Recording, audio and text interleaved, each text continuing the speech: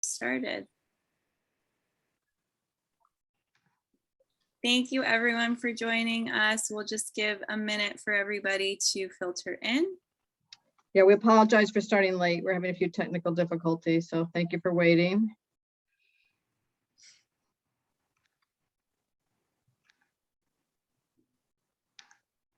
Good evening, everybody, as you're joining us. Again, if you're just joining us, we're sorry, we're starting a few minutes late. And we're just going to wait a few minutes while people get in and then get started.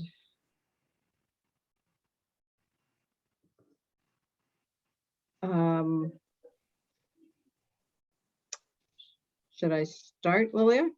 Great, yeah, we're all set. It looks like we're set up on Facebook, so. So good evening, everybody. My name is Julie Hollanda from Mass Advocates for Children. Welcome to our November chat. It's hard to believe that from March of 20, we're still dealing with so many pandemic-related issues. Obviously, things are a lot different now than they were over the last previous 2 school years. Schools are open, we have more vaccinations, but sadly, the pandemic is not over, and we know that many students are experiencing a lot of difficulty as they return to school this fall. Our helpline and the helpline of a lot of our sister organizations are really some of the busiest they've ever been in all of our decades of being an advocacy organization. And we're very grateful to have Marvin Mitchell here tonight, because what we're hearing from many families whose children are experiencing increased mental health issues, behavioral health issues, and as they're transitioning back into schools after dealing with so many difficulties and in some cases traumatic experiences during the pandemic. And we know that a lot of students are therefore facing increased risk of having their increased mental health needs responded in a punitive rather than in a supportive way, which is why many people have asked us to have somebody like Marty, and we're so lucky to have somebody with his skills and experience. He is the a special ed consultant in the Urban Collaborative, and he was the special ed program director of the Manning School in Boston. So he has a wealth of experience and wisdom and strategies and tips to share with us tonight. I'm going to turn it to Lilia Malikshi. I'm joined by Lilia, our communications manager at MAC, as well as B. Popichet and Joanne Pino. B, I pronounced your name wrong. Can you say it correctly for me? I'm so sorry. B. Popichet, no problem. I realized that as I said it. No worries. So Lilia. Yeah, so thank you everyone for joining us, and welcome back to all of our regulars. Some of you have been joining us since the very beginning of this pandemic, so thank you. And thank you to those of us joining us on Facebook. So we're offering live transcription for tonight's chats and captioning. You can click the live transcription button on your Zoom menu to turn that feature on or off. Questions can be submitted at any point during tonight's presentation. Please try to keep your questions brief so we can get to as many people as we can. You can click the Q&A button in your Zoom menu, or if you're joining us on Facebook, just submit your question as a comment under the live stream. If you see someone else's question that you'd like us to answer, please give it a like. That'll move it up so we know that multiple people have that question. The chat feature on Zoom is turned off for participants, but please keep an eye on the chat box and the comments on Facebook for resources that we'll share throughout the presentation. Lastly, I have some bittersweet news to share with you all. I have accepted a position with the Massachusetts Office on Disability, and my last day with MAC will be November 30th. So tonight is my last MAC chat with you all. I've been very honored to be a part of this community. I've learned so much from you and have enjoyed these chats, but you're in good hands. B is joining us tonight as my shadow, and she will be taking over the chat facilitation and Q&A beginning next month. So thank you. Yes, and we will very much, all of us, not just in MAC, but in the wider community, are going to miss you greatly, Lilia. So I think any other logistics, Lilia, or can we get started? we can go ahead and get started. All right, Marty, thank you so much for being here. And we're going to turn it over to you. And I know B is going to help with the slides. Well, thank you very much, and good evening, everyone. And yeah, it's been a very difficult 2 years, and I think what we're seeing is a couple of things. One is the effect of a national, sustained national traumatic event, and the lack of capacity within the educational institutions to be able to provide some guidance, direction, and instruction for students to help them cope with adverse experiences. And this is a problem that existed before the pandemic, and now it's just literally blown up. And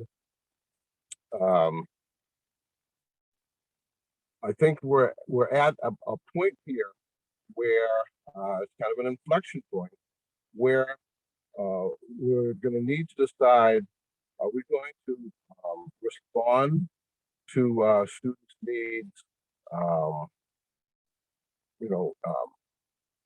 punitively and individually, or are we going to make some kind of systemic, take some kind of systemic approach to how we support students' social and emotional needs? Marty, this is Julia. I'm sorry to interrupt you, but it's really hard to hear you. I'm wondering if you turn off your camera, if we could hear you better. Do you mind trying that? Nope, turn off the camera. How about that?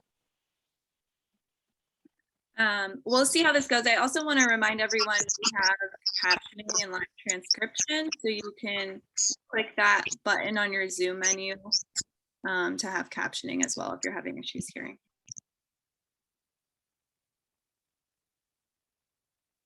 Okay, go ahead, Marty. Sorry to interrupt you. Thank you. No, I was just saying that the question is: are we going to develop a systemic approach to teaching social emotional skills in the classroom, as opposed to case by case punitive intervention? And I think that's what the advocacy position should be for for parents and organizations like Mass Advocates to be able to kind of like push schools into what are your social emotional, what is your social emotional curriculum? How are you supporting students? There will always be individual cases, but I think one of the purposes of school is to give students the tools so that they access the curriculum, and part of the curriculum needs to be learning social and emotional behaviors and social emotional relationships. And while at the Manning School, I've been in special ed for 40 years, running substantially separate programs from fully separate schools to substantially separate programs within a regular school. And what I learned is that it's a community. It takes the whole community of the school to support students who are hurting, and to give them the opportunities to connect with other students and adults, the opportunities to show their capabilities, and the opportunity to be with their peers in the general classroom, so that they have a normative base by which to align their own behavior. One of the problems that we have is that traumatic. This is some numbers from the CDC from a while ago, maybe about 5 years ago. But they estimated between 3 and 5 million children a year are affected by traumatic events. And these could be,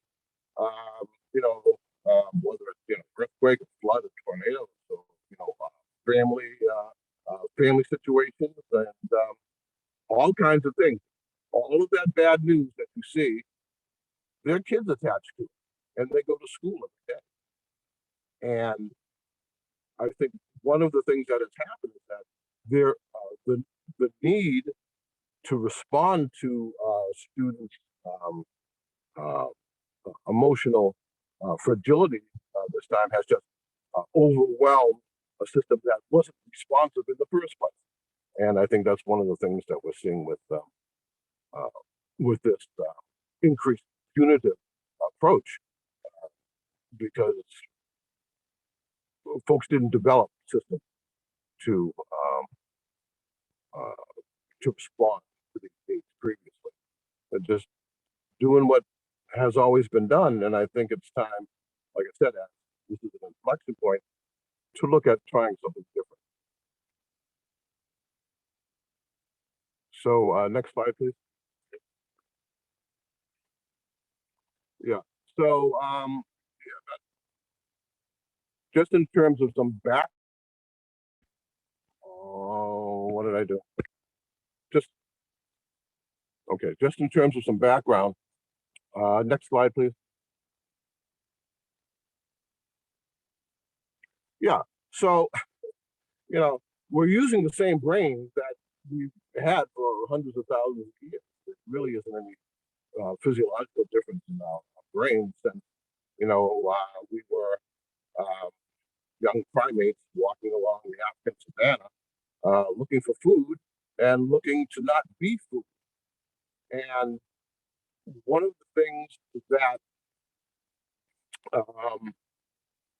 our brain does is we have this beautiful cortex that is rational and evaluates situations and makes decisions and makes plans.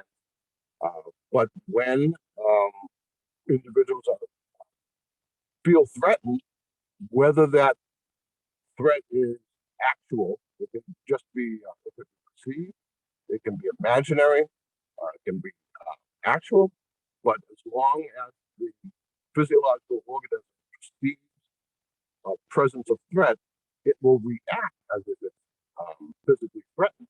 And that's that shortcut on the low road. In the slide that you see, bypassing all the rational thought.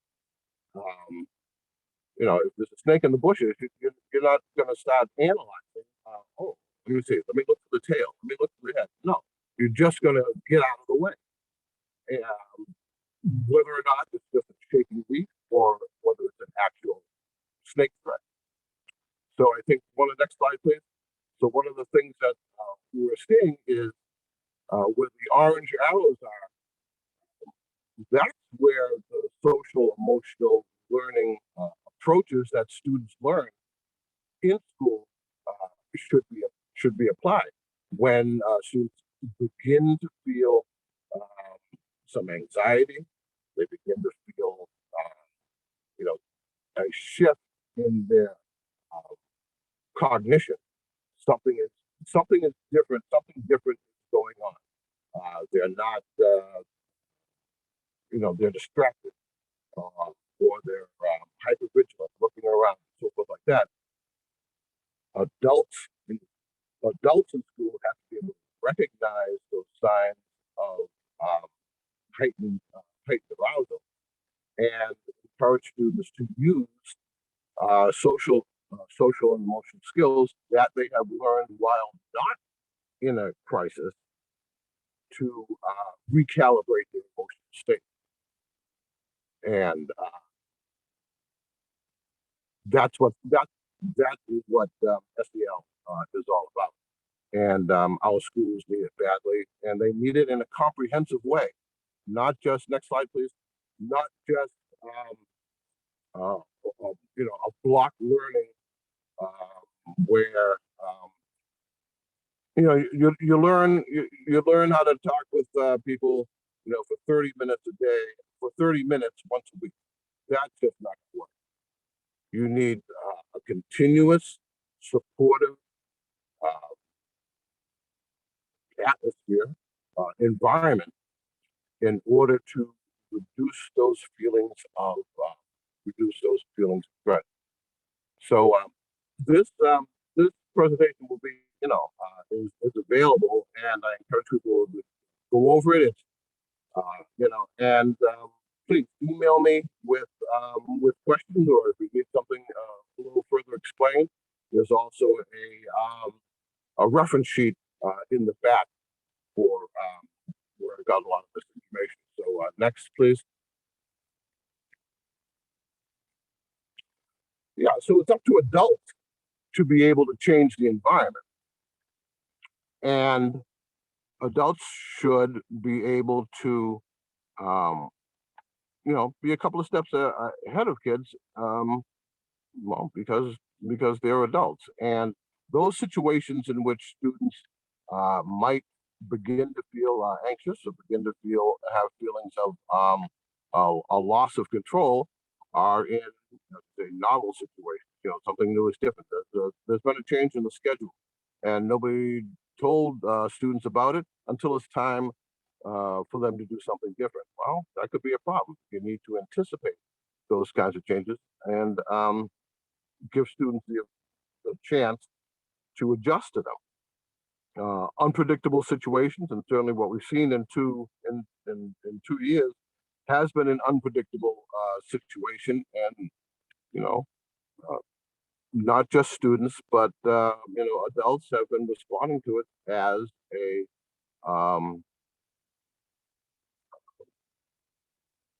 as a stress reaction.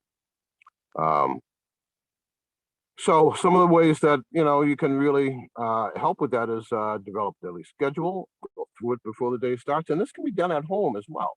Um, you know, let your children know what's going to happen when they come home, so they have some feelings of predictability and control. Just develop structures and routines that are predictable and consistent, and not just decided by the whim of adults. Have deep awareness and control of your own emotional state, and how your verbal and nonverbal communications affect others. Because when a stress reaction occurs, particularly a traumatic stress reaction occurs, we're not using the thinking part.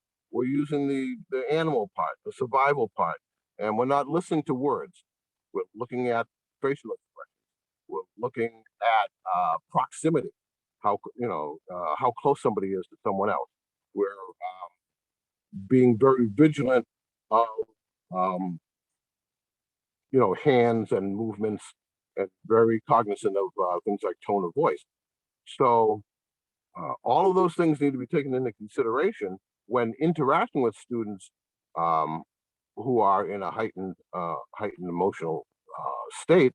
And in these conditions, that's just about everyone, just about all the time. Okay, but you also want to put the locus of control back on the student or your child, so that they take responsibility for their choices. But you got to give them that opportunity, and give them the opportunity to make mistakes, because that's what we do. We we make mistakes, we fix them, and then we move on. Next, please. Right. So a very powerful way to regulate your emotions is to regulate your breath. And as I was thinking about this, I grew up in the 60s and the 70s, and the 80s, and so forth, and all that, all that navel gazing and all that yoga. Now's the time to use it. Okay, stop, breathe, and think. And this is diaphragmatic breathing, and there's a reference to it in the reference section. But at the Manning School, we began each day 150 students in the cafeteria taking deep breaths, thinking about what's going on for the day, planning the day in your head, and then going with their teachers and making that happen. And having students be able to uh, have the power and the space to regulate their emotions, and not, it's not just stop this and do that, but it's self-directed, and that's what really um, helps students to become, fully functional and fully independent academic achievers, because that's what school is about. It's not about therapy. School is not about behavior. School is about achievement. It's about academic achievement. And every student needs to have the opportunity to do that, and some need um, different tools. And all of the tools should be available for all students. And some of those tools that we've used, classrooms are actually, are those stress reduction tools. So, they had their putty and they had the noise reduction headphones. Those were the best. That was the best investment that we've ever made in school. We get them by the case full, and every classroom has about 30 of, and they cost about $3 a piece at what's it called, Harbor Freight Tools. And students are putting on their headphones to produce all that peripheral sound. They're managing their emotional condition by managing they're managing their behavior by manipulating their environment with these tools. And they're tools, they're not toys. Once they start to look like toys and act like toys, and no, I'm gonna take this away. It's not a toy, it's a tool. Come back when you're ready to use it as a tool.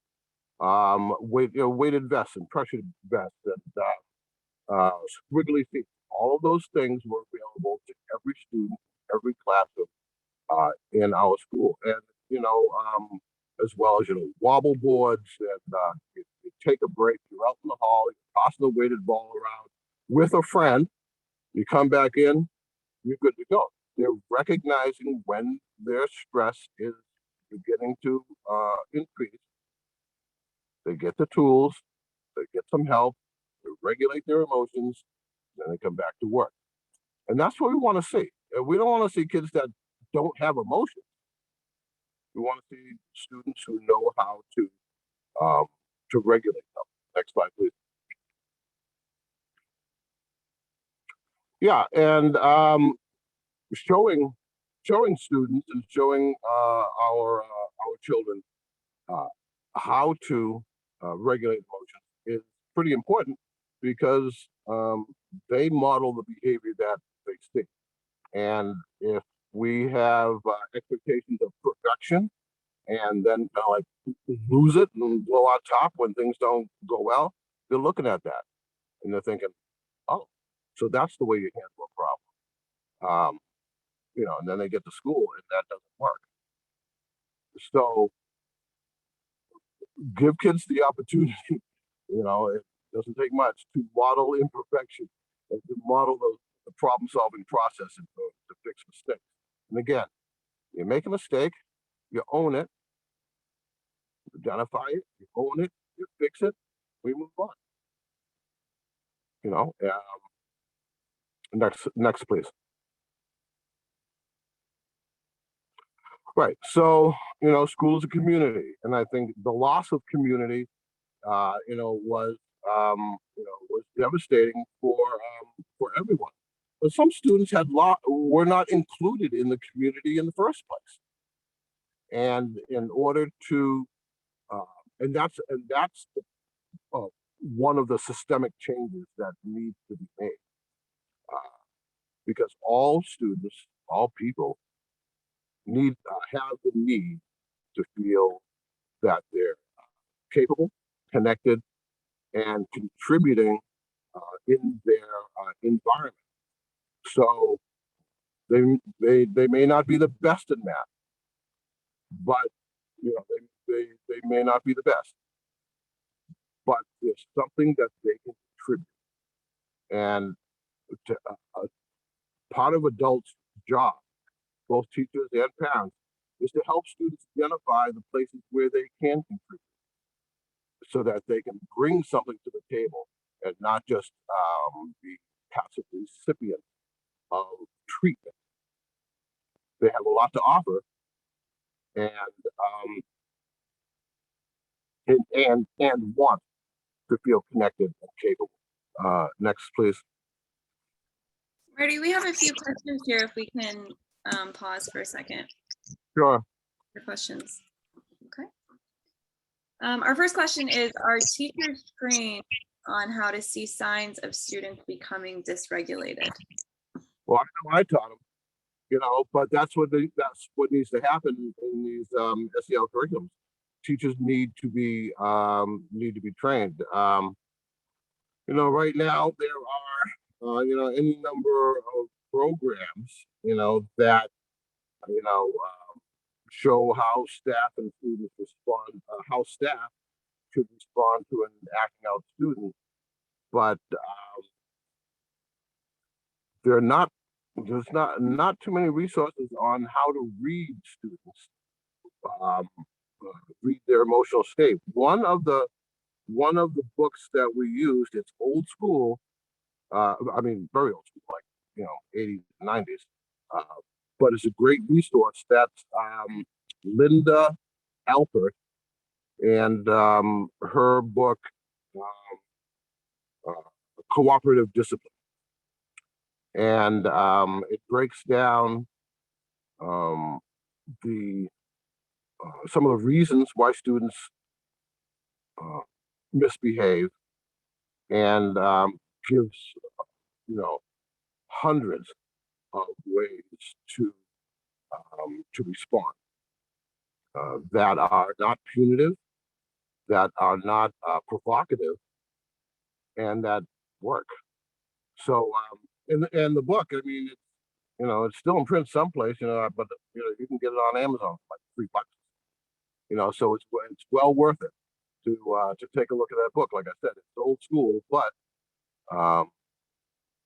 it has some really good information about those paraverbal and nonverbal communication.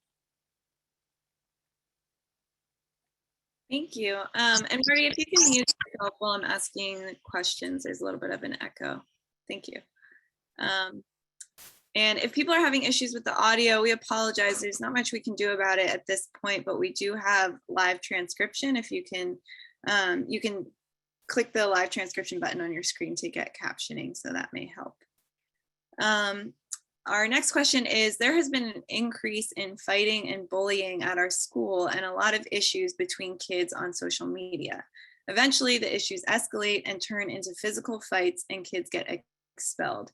How would you suggest preventing this type of situation and prevent fights in general in schools? Yeah, next question, please. No, I couldn't tell you, but one thing I can say is the more kids talk and the more adults listen, the better. And opening up that communication both at home and at school is at least lets students know that somebody else knows, and that helps. I mean, I wish I had the answer of how to stop fights in school. Being able to again put in those social emotional curriculum elements in the earlier grades, and then working on them throughout the whole academic career is important.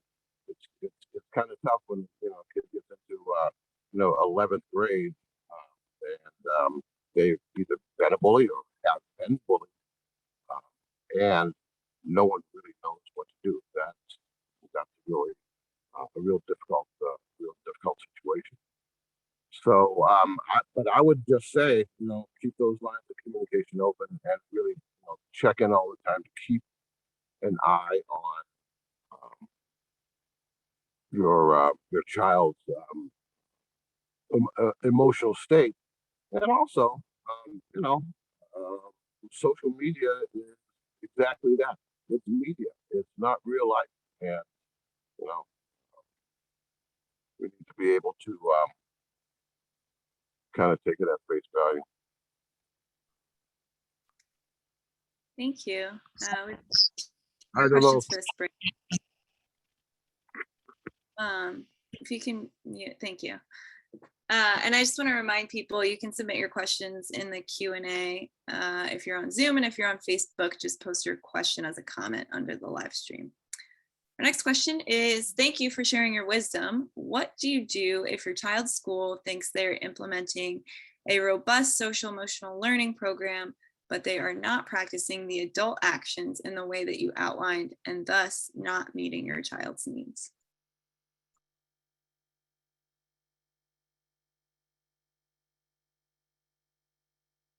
Marty, you're on mute. Yeah. If that's the case, then if you start asking some probing questions, they probably won't know if they're not actually practicing the competencies that they say they're teaching to other students. And as you can see in the questions that I've written up, yeah, they need to model those things. And put some heat on the school administration in terms of their not monitoring. It's not monitoring. It's not supervision, but in their implementation of what they say they're doing. And it's a good place for parent council to start asking some pointed questions during those meetings. So yeah, no, it's as I said before, this is it's about kids, but it's really about how are we going to change the way adults work with kids so that kids can be more successful. Because sometimes, adults stand in the way of children's success, especially in school. So this is about changing adult behavior. And, I take push on that because that's, that's the key thing. And a lot of, administrators at school want to put it back on the kid. Well, they're not learning the curriculum. Well, you're not showing. You're not using the language. And the other thing too is you need multiple, it's differentiated behavioral intervention is what it is. You need multiple ways of approaching problems. So like in my school, we used cooperative discipline. We used responsive classroom. Some teachers have been trained in open circle, which is similar to it. We used crisis prevention and intervention for those times when students might be physically out of control. And so all our staff were trained in that. And we also had a our teachers developed a social emotional curriculum that we call Steps to Success, which is based on the 5 core competencies of social emotional learning, from the CASTLE website, the Collaborative for Academic and Social Learning website. Again, that's a reference. You can look up at the end here. So you need multiple. You need to approach these problems in multiple directions at multiple levels. One solution doesn't work for every student. And I think another question that practical question that adults can ask of administration is, what's the problem solving process? And if you get some kind of big mumbo jumbo, then it ain't a process. It's just what some people may do sometimes. What's the language? What are the expectations, both for adults and for children. Are those are there rituals and uh, posted throughout the schools? This is what's expected on the bus. This is what's expected when you go to the bathroom. This is what's expected when you walk down the hall. Are all those expectations explicit and being taught explicitly? And yeah, see what you get for an answer. And take it from there. Because if teachers aren't teaching it, then kids are not learning something else. They're learning that it doesn't matter.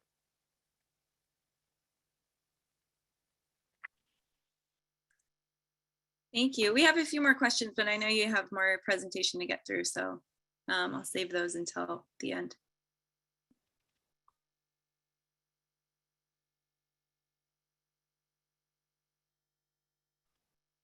Marty, are you there? You're on mute. Here you go.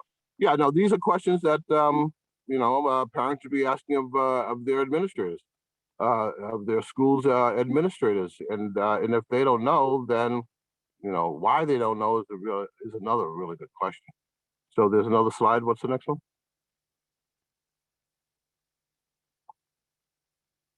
Oh yeah, again, it's not just having kids practice, but modeling these things for children. Practicing the breathing and reducing the threat or the perception of threat. And it doesn't matter if an adult says, "Well, I wasn't being threatening." It doesn't matter. It was the perception, and it can be real or it can be imagined. There was something that brought on a trigger. So this is about students and how adults relate to students. So if your reaction is, well, I didn't do anything, therefore it's your child's fault, then we're not starting from a very good place. So yeah, getting adults to take responsibility for their own behaviors in school, particularly for modeling the kind of behaviors that they want children to perform, you gotta show them. Next, please. Oh yeah. Okay. So again, we'll go. This is the resource list. So check out CASEL, the Collaborative for Academic, Social, and Emotional Learning. Universal Design for Learning. If you say UDL, Universal Design for Learning, and your administrator or teachers don't know what it is, that's a problem, because that's a foundational element for designing classroom instruction to meet the needs of all children. And again, that's a link to the CAST organization. And yeah, they need, everybody who's in the classroom working with kids needs to know this stuff. They need to know SDL. They need to know universal design for learning, and they need to know about the effects of trauma on students. And the nation's leading most expert on trauma is Bruce Perry, and he runs the Child Trauma Academy. A lot of good information there. Martin Haberman has been he studied 140 school systems throughout his 40 years, and has a very comprehensive ideas about why schools are failing our children. And he also has these very nice ideas, comprehensive ideas about what qualities teachers need in order to be the best for their students. He wrote a book called Star Teachers, as well as the Pedagogy of Poverty. It's 40 years of research. It's fantastic. I think we have one more page.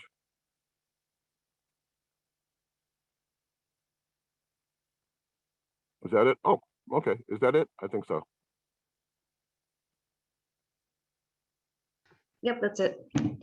Thank you, Marty. That was great. And I think we've got a couple of great questions that if you don't mind staying a little bit longer, that'd be great. Oh. Really important information. Lily, do you want to do the other questions? Yes, sorry. All right, yeah, thank you, Marty. All right, I'll get right into it. We have some questions rolling in. So our next question is, how do you work with families and help them when their students are refusing to go to school?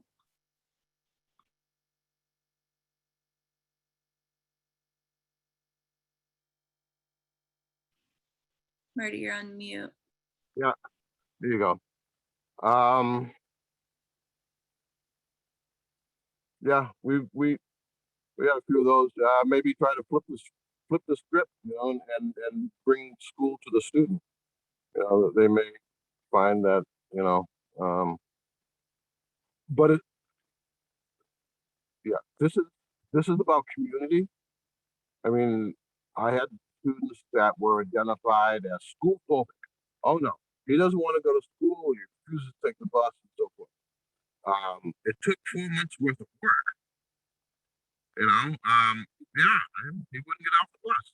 So I went on the bus with his books and started, okay, we're going to start by, and he said, well, wait a minute, what do you mean?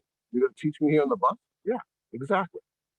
Well, he much preferred to be inside the school than with me on the bus, doing his work. So you gotta get a little creative. And again, it's community with other students. So another student, okay, his mother struggled, got him to school, refused to get out of the car. I couldn't get him out of the car, couldn't encourage him, to get out of the car. I asked some of his friends to come out. And they said, hey, come on, we need you.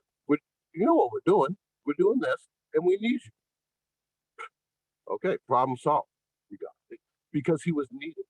He felt that there was something that he could contribute, and that he was capable of contributing that, and he's needed.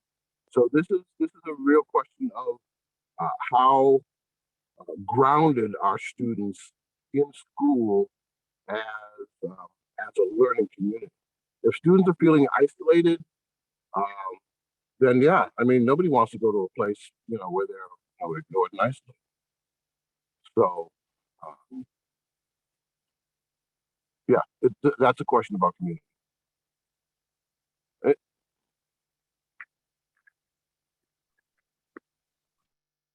Question about community.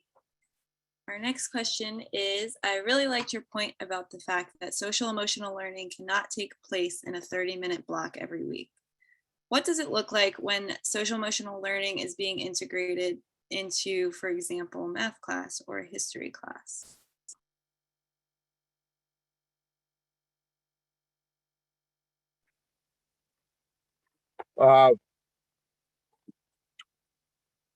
Well, one of the things that that we did was design our curriculum around Teresa Perry's work in her book entitled Young, Gifted, and Black. And that's about creating communities in school that are built around achievement. And for, and this is elementary and middle school kids. So young middle school, 6th grade. Having lessons where students can um, uh, project or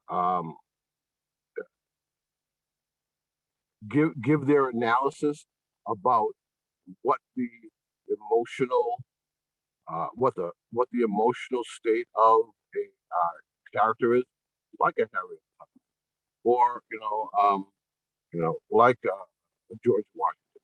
What was he thinking? What was he feeling? Not just what's this date and where did he go and what did he do. So you build your curriculum around um, how a significant element of your curriculum is the social conditions of the time and how did people think and feel. And that begins to have students, um, look at how they think, and that's part of self-awareness, part of social awareness. So yeah, you can build it in. You can build it in to your curriculum. You need innovative, uh, clever, innovative teachers who need to be, set set free into an environment where they are allowed to do that, allowed to be creative. You're allowed to be innovative, allowed to be to make mistakes without judgment, and yeah, that makes a difference. Makes a difference in the classroom. We need to treat teachers like professionals. But they also need to perform and have professional outcomes as well.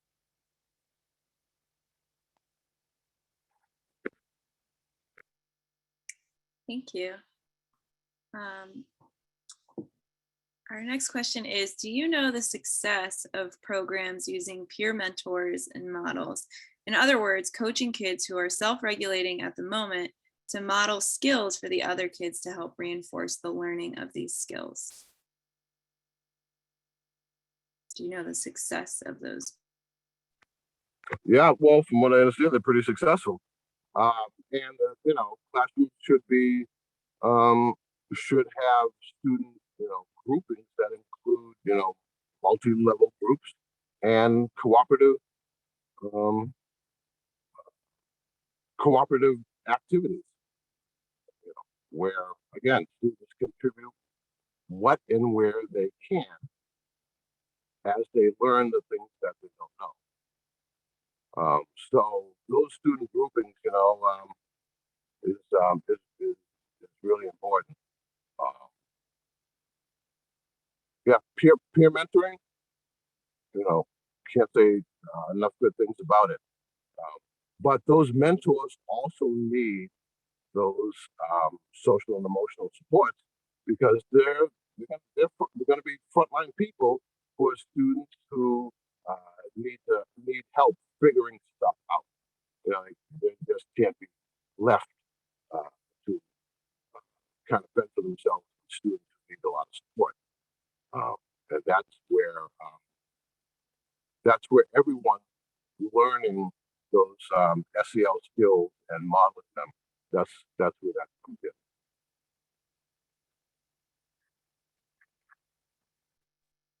Thank you. I really like this next question. It's a good one. From what you're sharing, it seems like the adults need social emotional skills as much as the kids.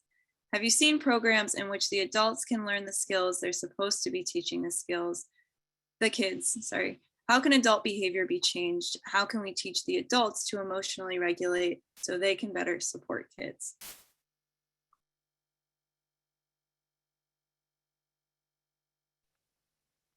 Yeah. Do you know of anybody who has the answer to this question? I mean, this is central. I mean, yeah, it really comes down to but the commitment of the school administrator in actually making changes, and setting up the expectations and the accountability for adults. I know. I mean, when we were piloting our steps to success, teachers had to do something they hadn't been doing before. They had to have multiple read alouds, throughout the week. They had to make up. They had to make up charts. They had to have. They had to carve time out of each of their instructional blocks to make sure that students were learning the language of were learning the language of problem solving, and that they themselves too were using the same problem solving language. And yeah, it's tough to change old teachers who have long-standing habits, and it's tough to introduce young teachers to something that they had not been taught in in teacher school, because teacher school doesn't teach so it's up to the experience that they get um, on site, and that really needs to be directed a lot of professional development and setting up those expectations. This is what you're going to be evaluated for. It's part of your professional development credential to learn how to teach social emotional skills.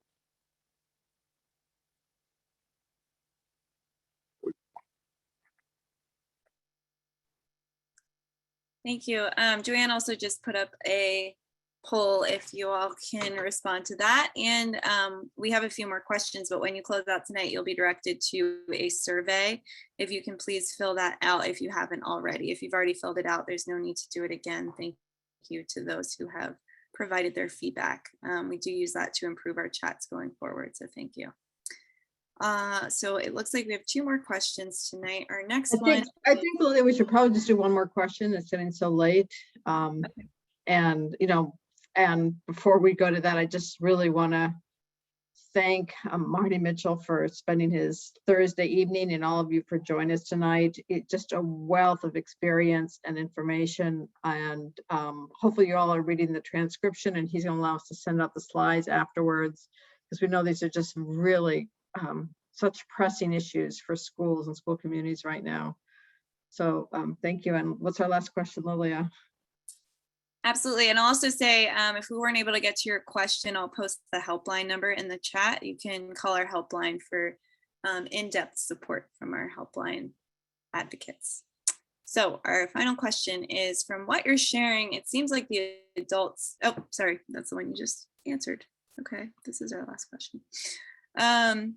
How do you get teachers and adults to buy into this? It's so important, but I don't see staff buying in enough for themselves or for their students. Everything you're talking about today. Yeah. Again, making it an expectation and an accountability, and getting them to design it. So you generally have more ownership of something that you yourself that input into. You bring in every step along the way, and that way when a program gets when a procedure or a problem solving technique gets piloted or launched, you can't say, well, I'm not going to do it because I don't know anything about it. Well, you've been asked every step of the way, to contribute, and not everyone is going to be able to do this, and that's something that a principal and his teachers need to figure out, because at least in my situation, my principal and I, we were rock solid in terms of what we expected from teachers. And just, well, I'll help you find another job because this is where this school is going. Sometimes that has to happen. I think people wish they could clone you into all the schools in the Commonwealth. But we know that there's not easy fixes to these problems, but it's so helpful to have these resources and these questions to ask. And clearly it's going to take a lot of,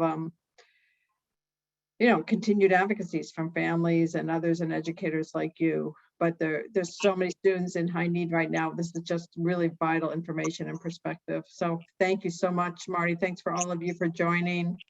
Just one, you go ahead. Maybe parents can support teachers, support principals who want to make changes by advocating for principals to have the kind of professional development that helps to implement these kinds of changes. That's a really important point. And, I think families and parents, with all the infusion of federal and state funds, now is the perfect time to do that because the resources are available for that kind of professional development. So I just would underscore your point that the time with all the increased needs of kids, there really is this opportunity with the kinds of resources that schools have never had available to really create the kinds of changes in terms of integrating social and emotional learning throughout the school curriculum. So it's a tough time, but there's great opportunity now. And thank you so much for sharing your expertise and your slides. And Marty said we can send out his contact information as well.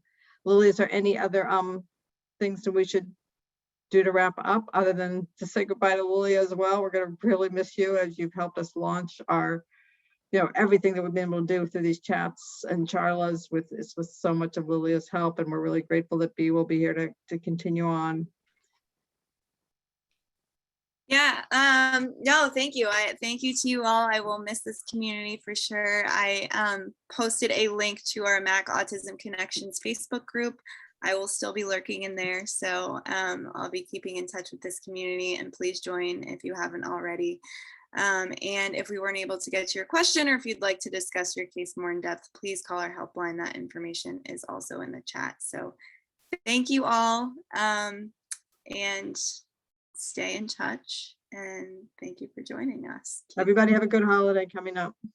Yep. Good night. Thank you. Stay Thank safe. you, Thank Lilia, you. for all your help with this. You're amazing. You'll be missed. Marty, thank you so much. Thank you, Marty, Thank you, so Marty. much. Bye-bye. Bye-bye.